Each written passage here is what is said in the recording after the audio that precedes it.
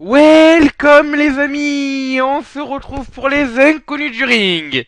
Et comme vous avez pu le voir, on va parler aujourd'hui de la CZW. Enfin, pas de la fédération, mais d'une personne phare dans cette fédération, d'une star de la Combat Zone Wrestling. Et oui, bien sûr, on va parler de Drew Gulak.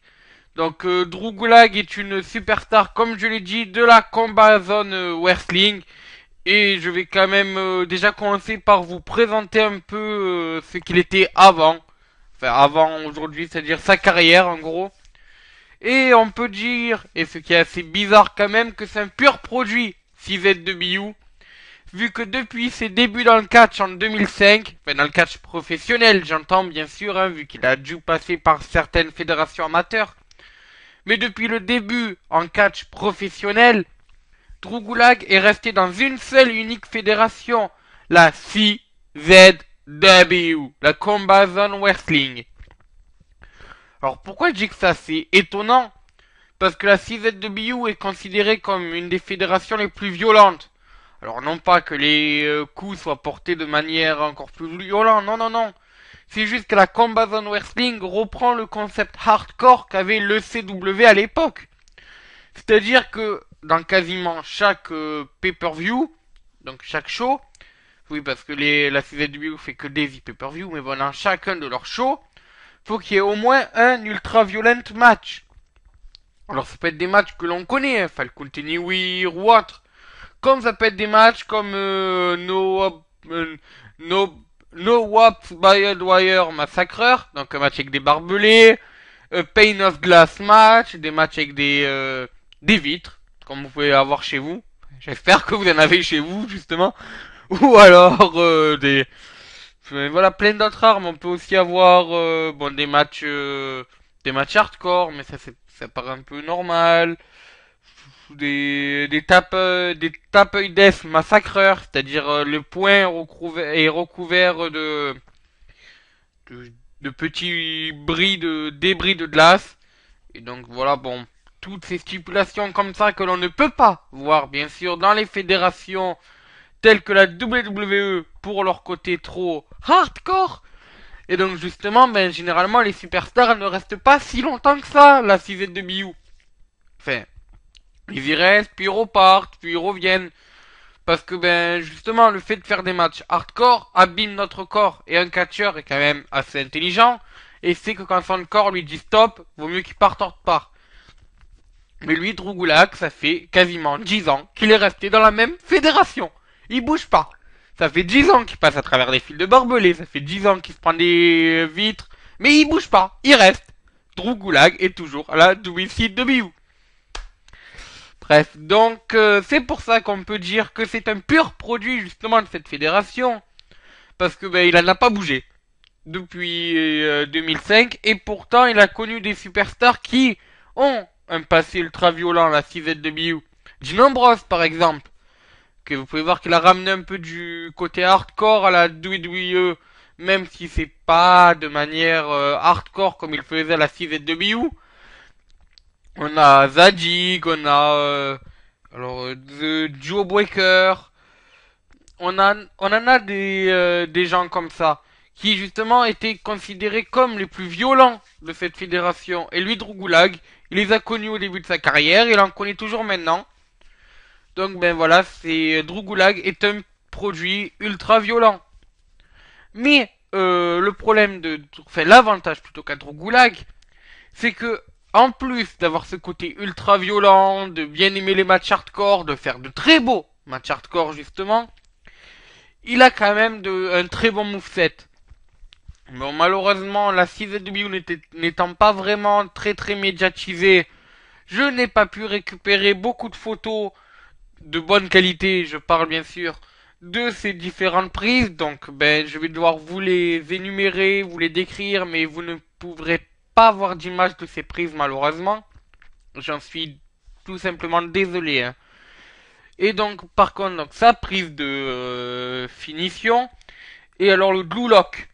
Alors bon, pour la petite histoire, juste comme ça, le glue lock est à la base le nom donné au produit de l'entreprise de serrure Glue qui est une entreprise américaine. Donc, ben, j'ai envie de dire, mon petit Drew Goulag, chacun son sponsor.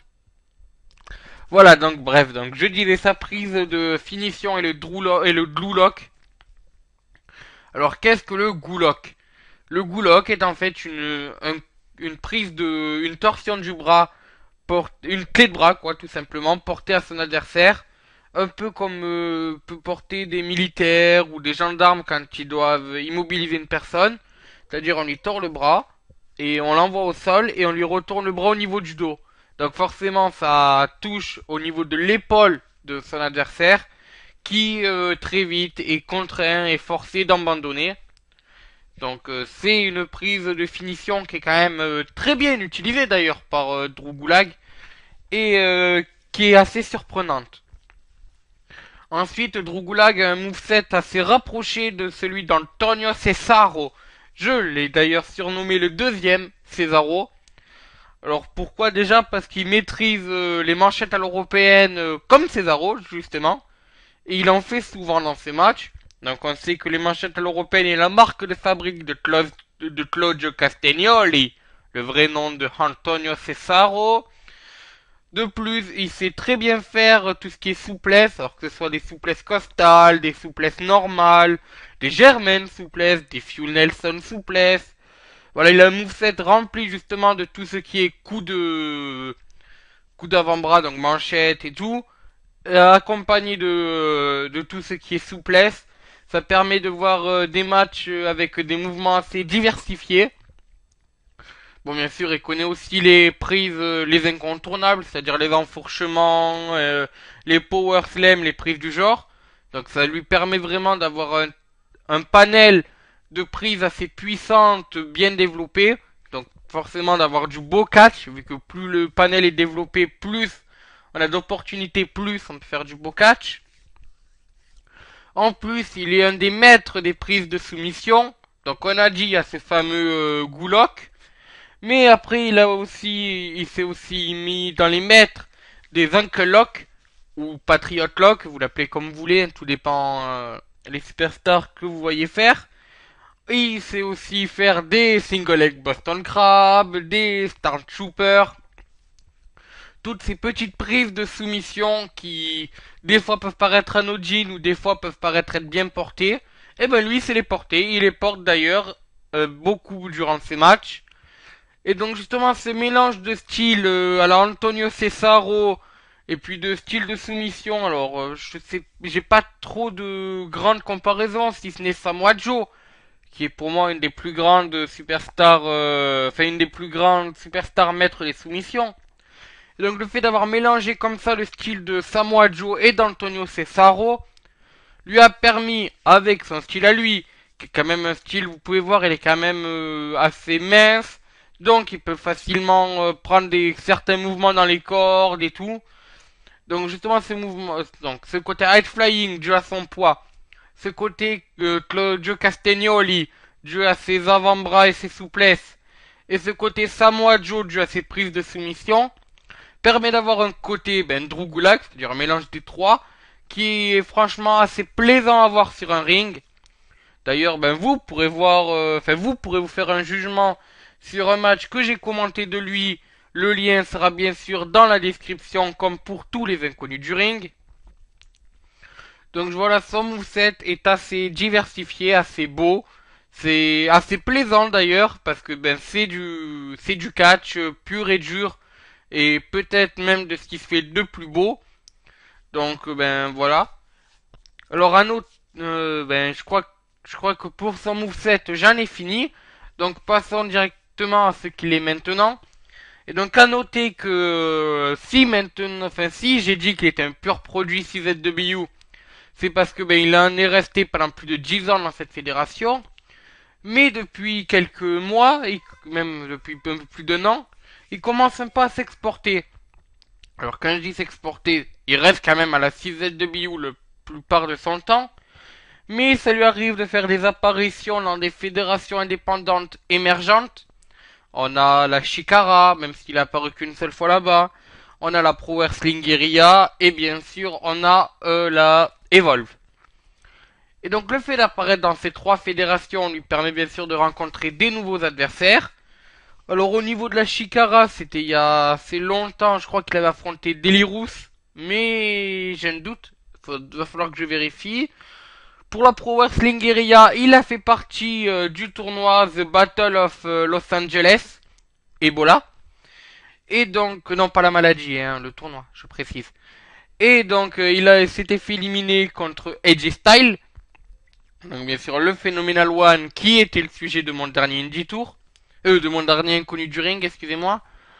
Donc voilà, mais il a participé à ce tournoi et il a fait un truc sur le ring pas mal. Il a aussi fait partie d'un show de la Evolve. D'ailleurs, c'est là où j'ai tiré mon match bonus. C'était un show qu'il y avait en Chine, à Pékin.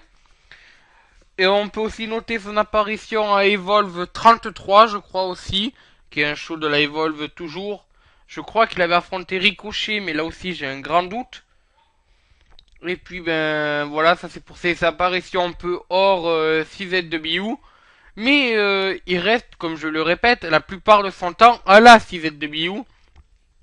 Alors en ce moment, la 6ZW, c'est pas la grande joie pour lui, bien qu'il gagne quand même. Mais ce que je veux dire par là, c'est que il est plus trop dans les main events. D'ailleurs, je me suis trompé lorsque j'ai commenté le match bonus. Je l'ai annoncé comme champion de la 6ZW, mais c'est bien sûr un ancien champion de la 6ZW. C'est malheureusement un petit lapsus qui pourrait avoir des conséquences. Donc je préfère le rectifier maintenant là devant vous plutôt que vous me le reprochez plus tard. Donc je suis la CZW et bien sûr ce n'est qu'un ancien champion, même si sûrement qu'en devenir il le redeviendra. Ça c'était la petite parenthèse. Donc je disais, son présent est pas trop glorieux à la CZW parce que ben maintenant il squatte plus les mid-cards. Alors bon, certes, c'est pas une honte, au contraire, même c'est bien de laisser un peu la place aux autres superstars, chose que ne sait pas faire John Cena bien sûr. Donc, revenons à Drew Gulak. S'il ne sait pas, enfin, Drew Gulak lui pardon, sait laisser la place aux autres superstars. Et d'ailleurs, il le fait très bien. Alors le dernier match qu'on peut noter de lui, c'était alors le dernier show de la CZW, c'était Cérébral, non, Night of Infamy, voilà. Donc à Night of Infamy, il nous a affronté David Starr. D'ailleurs, très bon speech avant ce match contre David Starr où il est venu. Il a dit à David que ben mon petit David, ça fait que 4 ans que t'as la 6ZW. En fait, non, t'es pas un vrai catcheur. T'es juste un sport entertainment. Sport entertainment qui veut bien sûr dire un divertisseur.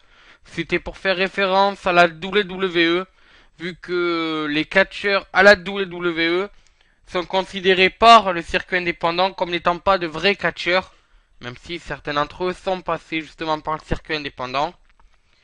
Donc ben ça a poursuivi dans un match justement avec Drew Gulak, enfin entre Drew Gulak et David Starr, et Drew Gulak avait gagné son match justement. Donc après à suivre, est-ce que une petite rivalité aurait commencé entre les deux ou est-ce juste un one shot, un one night only? Nous le découvrirons. En tout cas, il est prévu pour faire partie de Cage of Death 2014, qui est bien sûr le prochain show de la CZW qui se déroulera avec une cage, d'où le nom Cage of Death. Et puis ben voilà, c'est tout à peu près sur son présent. Sachez en tout cas que vous pouvez le retrouver dans diverses fédérations, comme je l'ai dit, Evolve, CZW bien sûr, Pro Wrestling Guerrilla. Il est sûrement prévu pour faire une petite apparition à Beyond Wrestling. Et puis ben voilà, donc vous pourrez le retrouver si vous avez envie de découvrir encore plus sur lui. Sinon ben vous pourrez suivre le match que j'ai commenté de lui dont le lien est dans la description. Voilà, à noter que pour le prochain sujet des inconnus du ring, je vous laisse toujours l'opportunité de voter. Alors pour le moment, c'est Kevin Steen qui à l'unanimité est sélectionné pour être le prochain sujet. Mais si ce choix ne vous plaît pas ou si vous n'avez pas encore voté, bien sûr, Le lien sera dans la description. Vous n'aurez plus qu'à voter. C'est gratuit, ça prend quelques secondes. Voilà, c'est tout. C'est juste afin que moi je puisse faire le prochain numéro des Inconnus du Ring avec un sujet qui vous plaît et de parler des superstars que peut-être vous connaissez. Ça changerait les superstars que vous ne connaissez peut-être pas. Et puis ben voilà. Donc ben je vous laisserai le choix. Le lien est toujours dans la description. Et puis ben voilà. Merci à tous d'avoir suivi ces Inconnus du Ring. On se retrouve donc la semaine prochaine pour le sujet que vous aurez choisi. Puis voilà, n'oubliez pas d'aller écouter la vidéo que j'ai commentée du match entre Drew Gulak et Biff Bouzik. Notamment, il y a une petite surprise à la fin. Je pense que ça pourrait plaire à quelques-uns d'entre vous. Et puis ben voilà, merci encore une fois à tous. Ça fait plaisir de faire des Inconnus du Ring, des Indie Tours et des chroniques comme ça pour vous.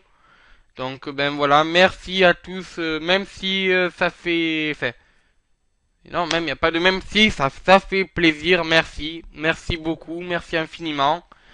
Et puis ben voilà, vous me retrouverez bien sûr là dans les jours qui suivent pour de nouveaux numéros d'Indie Tour.